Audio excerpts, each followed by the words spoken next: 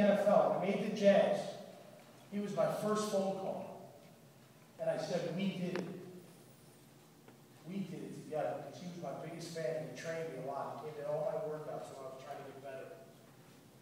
And we made it together. And then he died. Not fair. Not fair at all. But what was I going to do? I cried for about 3 weeks. Literally. And then one night, I could hear him say, stop crying. I didn't teach you to wallow in misery because I'm gone. I taught you how to be a man.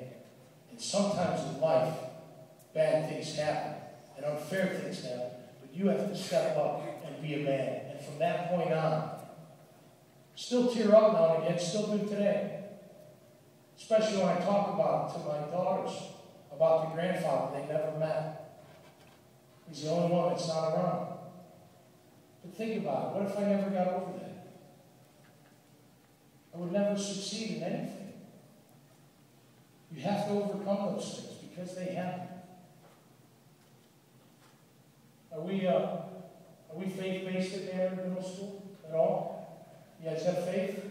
Whether you're a Christian or Jewish or whatever? Right? Have faith. Regardless, whatever.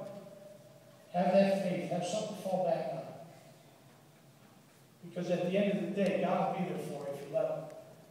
He's been there for me. And I'll tell you what, watching my girls being born, true miracles. And they are the cutest little things.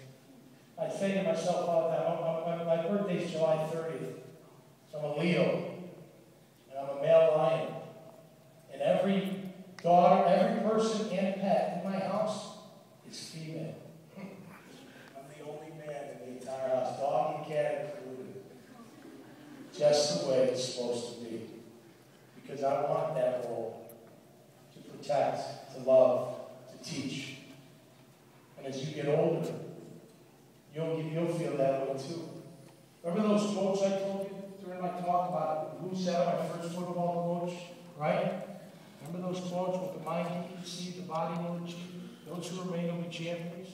Good things happen to good people. What have you done for me lately? When you hear those things from people, cherish them. Take them in. Because you'll remember. You'll remember when you were in 8th grade.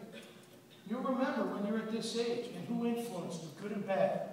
I say my prayers every morning on my way to my radio show. It's dark and quiet in my car. And it's a great time for me to pray. And I do. I thank the big man, the good Lord, every day for my experiences, good and bad. My influence is good and bad. You know why? Because they made me who I am today. You control what you want to do and what you want to be. Put it all on you. And if you need that help, get that support. It's there. I know it's here at your school. These teachers care about you. Yeah, they're going to reprimand you. Yeah, they're going to keep you in line, and they're going to teach you. But they care about you. They wouldn't be teachers if they didn't care. Trust me, I know plenty. They would not be teachers if they didn't care about you and care about teaching. So allow them to care about you. Allow them to teach you. In and out of the classroom. It'll do you wonders. I grew up in the tough love era. That was my father. So my father lived an unbelievable life. He was born in 1920. My dad was 50 when he had me. Born in 1920. Lived through the Great Depression. His dad was laid off in 1929. My father went right to work. Started working as a busboy. It's in my book.